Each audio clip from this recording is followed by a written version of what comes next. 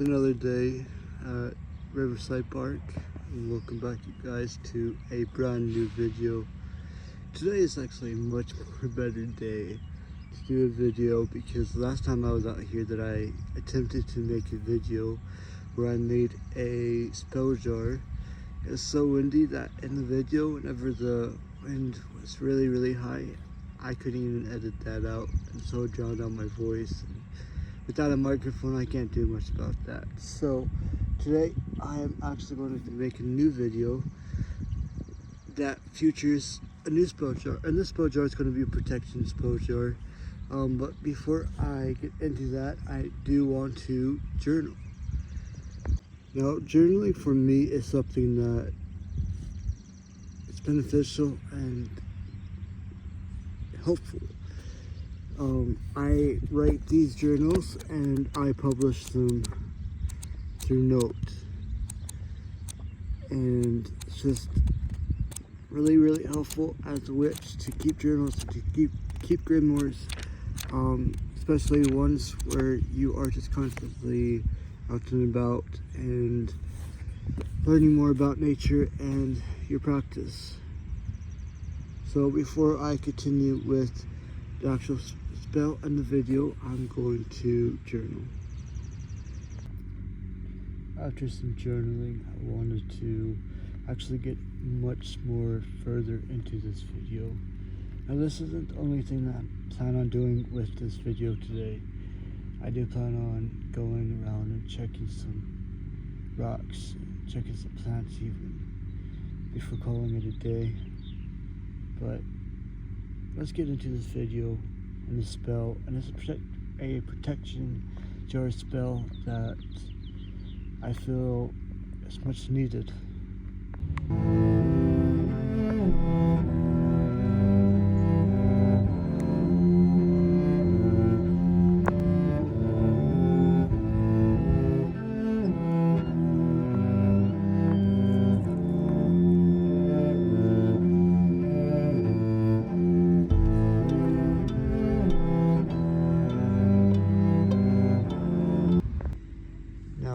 This is a beautiful honey locust, and Lou's the tree spirit to actually harvest this locust tree. It's a pretty big old tree, but I'm going to pretty much be using certain parts for the spell, not the entire tree. And for anybody that is wondering, how do you know what to use and what to do whenever you are taking stuff from nature, I've asked Lou if she wanted me to take this and certain parts of the tree to use in a spell. Now, there's other things that I'm using within the spell. Now, I did bring my own little crystals from home. I have a clear quartz crystal, and then I'm also going to be using a snowflake obsidian. Now, I was going to use a smoky quartz, but I decided not to.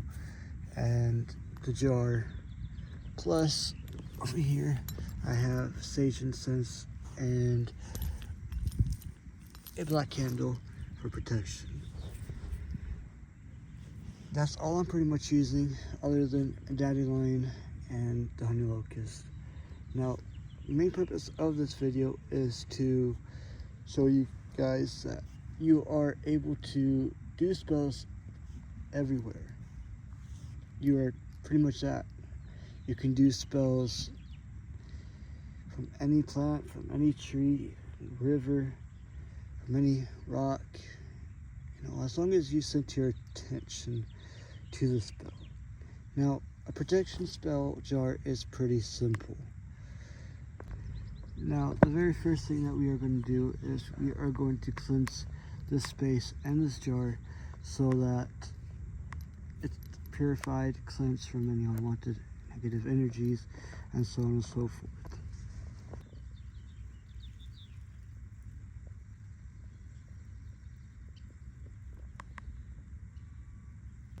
The next thing is the snowflake obsidian. Now, the snowflake obsidian is going to protect the spell and protect the intentions of the spell and the spell jar. Now with the obsidian in, I also do a blessing for every ingredient that I do put in. So it's just whatever the intention is, and with that intent I have to visualize that intention for it. Now the second thing that we're going to put in here is this clear quartz. Now this clear quartz is going to enhance the power of the spell and make sure that the spell does work. Now with that being in there, we are going to actually forge one dandelion head. Now it's important to not over forge dandelions because they are essential to a bee's ecosystem. So we are just going to pick one, and I think I found one next to another honey locust tree. I'm thinking about harvesting or foraging one of these. Now, I think that it would work better if I had a smaller head, but I might just take the petals off of it and use the petals of the head itself instead of putting the head inside of the jar. Now all I did was just remove majority of the petals from this head and then place them in there because honestly it looks way better, and I have a lot more room for what I need to put in here.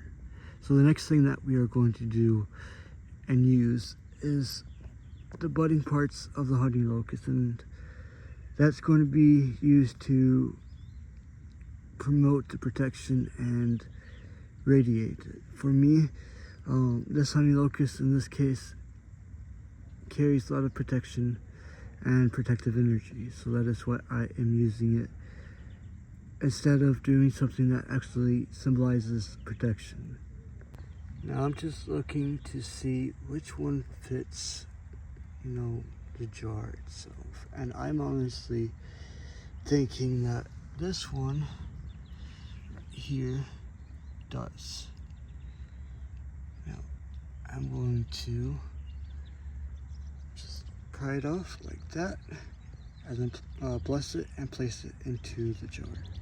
So this is what the jar looks like so far. And last thing that we are actually going to add is a honey locust bark. Now I'm not going to pry the bark off of anything else, but I kind of want to aim it at where the part was damaged from, which is this part. Now in my journal I noted that one of the city lawnmowers guys damaged this part of the trunk, so I figured that I would take from this damaged part instead of trying it from the actual bark. Now what this bark is going to be used for is also going to be used for protection. Now it's going to pretty much be just the same thing, but it's also going to be banishing negative energy. And not any unwanted negative energy that I don't need in my life. Just like that. I'm only going to use a little bit of it, so I'm not really that worried. But let's go bless this bark. Now with this is the almost official done spell jar that I have. I'm not a fan of always filling it to the top unless I absolutely need to, but since I don't have any other thing that I can use as an intention for the spell jar, as far as I can think of, I was actually thinking of doing oak earlier, but I was trying to figure out what I can use oak for in this spell jar. So the last part is we are going to seal it with a wax. Now once again, this is going to be a black wax that symbolizes protection, and then I will put all my energy into the spell after I wax it, so it is full of the intent and full of the energy that it needs to protect me. Now honestly, I try to put the wax all over it, but sadly I can't always accomplish that. So this is the final product of the spell jar, and I poured the wax with the intention of protecting this jar and sealing this spell jar. Now with this, I'm going to once again put all my energy into this spell jar and bless it so it can properly work.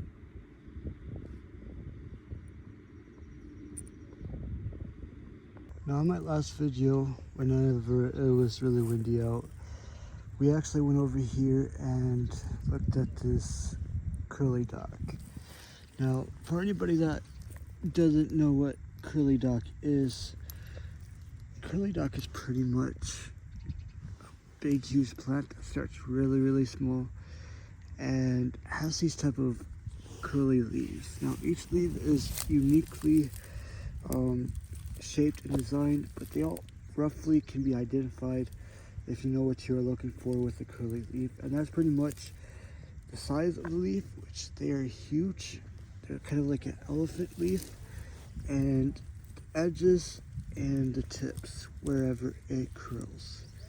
And that's why it's called a curly dock.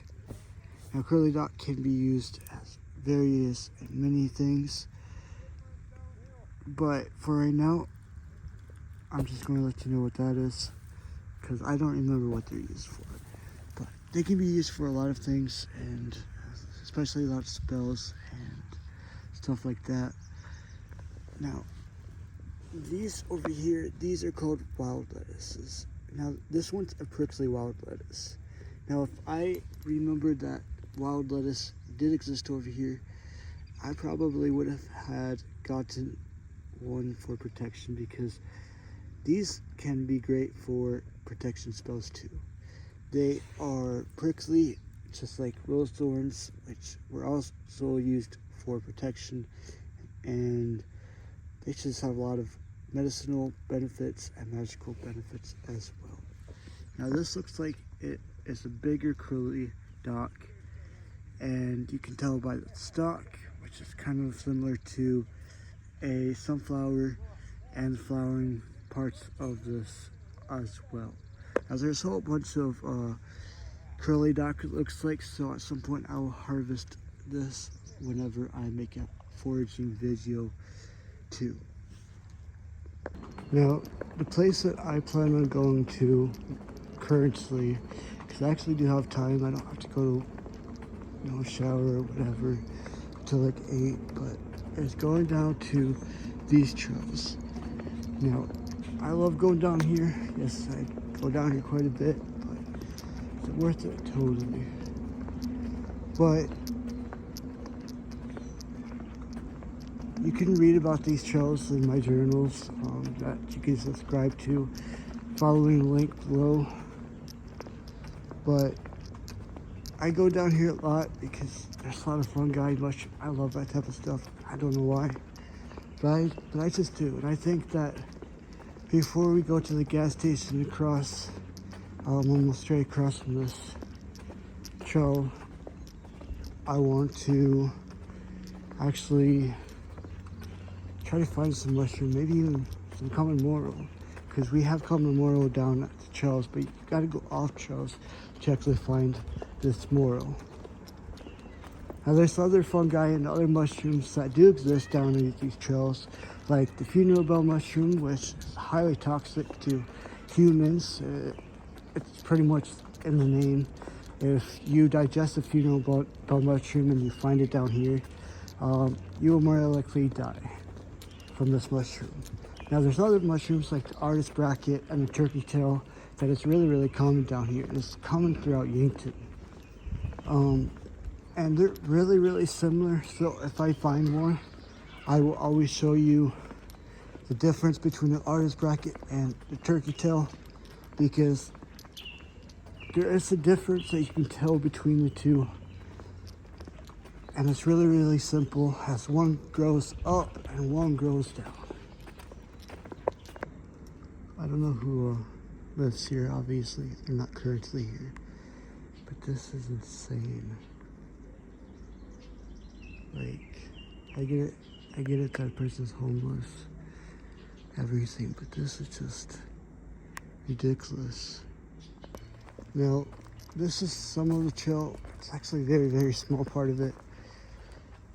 And this is just continuous. There's like 2 loops of this trail. And one loop is the south bend, and one is North Loop, and the other one leads to the river. So I guess there's probably 3, something like that. Regardless, I wanted to come back down here because I miss coming down here. Like, it does get repetitive, it does get annoying, because it seems like I always go here, no matter how many times I go here. It seems like there's always something new that I can find. There's always something new that I can find. I love how this tree looks like a bridge. But anyhow, we're going to continue. We're eventually going to get off trail for a bit, and we're going to go ahead that way, which is the gas station, because I can go back on the trail on the other side. So whatever I find here, if I want to include it in the video, which I probably will, because I love to journal, by the way. This journal's almost done. This is the second journal. I have another one that I bought. I haven't started because I was hoping that I would get to it later on, or earlier, before I made it a year in this second journal. I didn't. Yeah, there's just tons of curly dock down here, even, as you can find. These are red cedars. Now, how you can tell a true red cedar versus a false red cedar, which is juniper berry, is look at the berries. So I'm going to try to find, I think these ones back here have more berries than this tree that I just showed you guys. Because I think this is where I foraged some berries last time that I was down here. But I also went throughout the entire trail. So a true red cedar won't produce berries. They will produce conifers. Now let me try to find a berry that I can show you. If I can actually find one. I don't know if I'll be able to find one right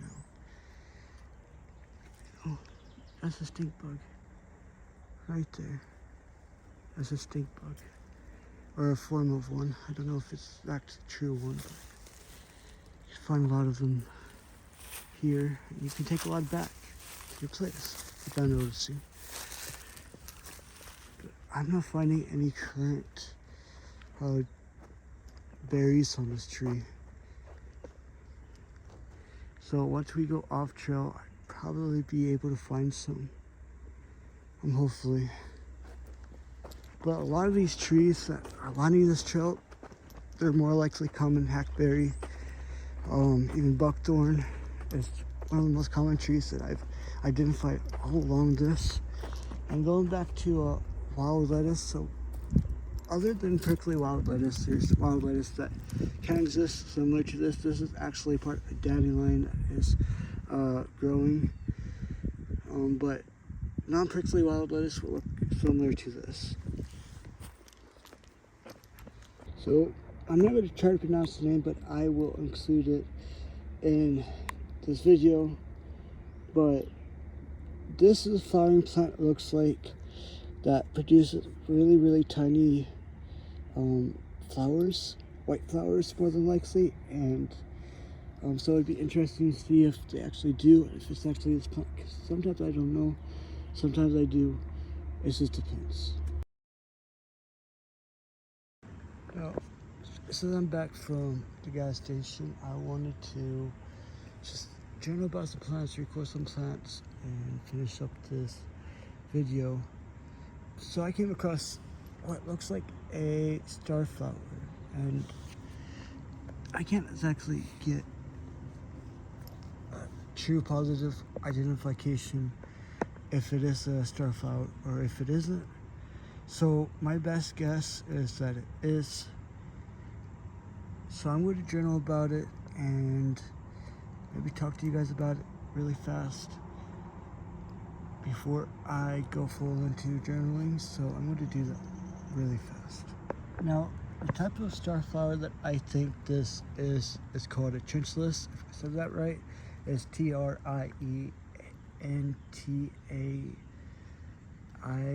Lis or something like that. I forgot how to spell it, but that's what I think it is. And it's technically not like a true name. But it's part of the starflower family. So, and you can kind of see that is, if you look it up, it's kind of similar in its own unique way. That's why I'm thinking it is the trenchless starflower versus just another average starflower which has different leaves. So I'm going to research more about this and get back to you guys. Now, if you ever come across one of these and it is a trenchless starflower, like I said, if I'm mispronouncing that, I'm super sorry. It could be trenchlitis, I don't know. But this starflower, which is going to call it, is not really edible. Native Americans normally don't use it and haven't used it. Even medicinally, it has very limited uses for magical properties. So you can use the starflower as a soothing method for spell work. You can even use it for purity, even energy work, whenever you do energy spells. So that's the rundown of this plant, if it is truly a starflower plant. Like I said, and I want to throw this up here, is that if you come across a plant and you're entirely uncertain about what this plant is or what it could be, the whole 10 yards, identify it if you can, and then do further identification with it. Because that's the best way that you can actually know more about your local plants or plants that you discover wherever you're going, is identify it and do further research on it and move on from there. It looks like down there, I'll try to zoom in. So it's not really much, but that's also a starflower plant, looks like too. So I'm gonna go check that really fast. So yeah, it just looks like it is much more of a mature starflower plant. Once again, that's what it is. It looks like they're pretty much scattered. I don't think I'll actually harvest any of these. Maybe the flowers, but I don't know yet. Now earlier, as I was walking out of the trails to go to the gas station, I noticed this beautiful moss. Now, I'm pretty sure, I don't think it's Sheldon moss, but I don't actually remember the name of it either. But I think it's Eden moss. Regardless, it's such a beautiful moss. I love moss in general, and because it's always so beautiful.